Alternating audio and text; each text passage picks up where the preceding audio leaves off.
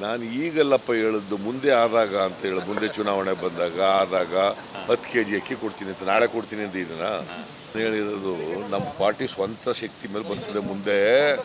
ಆಗ chief minister ಆಯ್ತೀನಿ ಅಂತ ಹೋಗ್ಬೇಕಾದ್ರೆ ಅಂದಾಜಿಗೆ ಏನು ಗೊತ್ತಾಗಲ್ಲ ಪಾಪ. 10 kg 7 kg ಕೊಡೋಗಿ 10 kg ಕೊಡೋಕ್ಕಾಗಲ್ವೆಂದು ಏನು ಪೆದ್ದ ಮಾತಾಡ್ತವೆ ಅವು. 7 kg ಫ್ರೀಯಾಗಿ ಕೊಡ್ತೀವಿ, ಇನ್ನು 3 kg ಹೆಚ್ಚಾಗಿ ಕೊಡೋಕ್ಕಾಗಲ್ವಾ? Is it a big thing? ಬುದ್ಧಿ ಇಲ್ಲ ಅವಕ್ಕೆ. ಸಿದ್ದರಾಮಯ್ಯನವರು ಹೇಳಿದ್ದಾರೆ ಶೋಭಾ ಪೆದ್ದಿ ಅಂತ. ಹೌದು, ನಾನು ಪೆದ್ದಿ.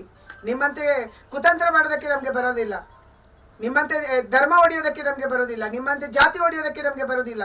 ನಾವು ವಿಚಾರದಲ್ಲಿ ಪೆದ್ರೆ. ಒಂದು ಕಡೆ ಕುಮಾರಸ್ವಾಮಿ ಅವರು ಹೇಳ್ತಾರೆ ಕರಾವಳಿಯ ಜನಗೆ ಬುದ್ಧಿ ಇಲ್ಲ ಅಂತೇಳಿ, ನೀವಿವತ್ತು ಹೇಳ್ತೀರಿ ನಾವೆಲ್ಲ ಪೆದ್ರು ಅಂತೇಳಿ. ನೀವು ಬುದ್ಧಿವಂತರು, ನೀವೇನ್ ಮಾಡಿದ್ರಿ? ನಿಮ್ಮ ಬುದ್ಧಿವಂತಿಕೆಯನ್ನ ರಾಜ್ಯ ನಾಶ ಮಾಡೋದಕ್ಕೆ, ಜನಾಂಗ ಧರ್ಮವನ್ನು ನಾಶ ಮಾಡೋದಕ್ಕೆ ನೀವು ದುರುಪಯೋಗ ಮಾಡಿದ್ರಿ. ಇದು ಸಿದ್ದರಾಮಯ್ಯನವರ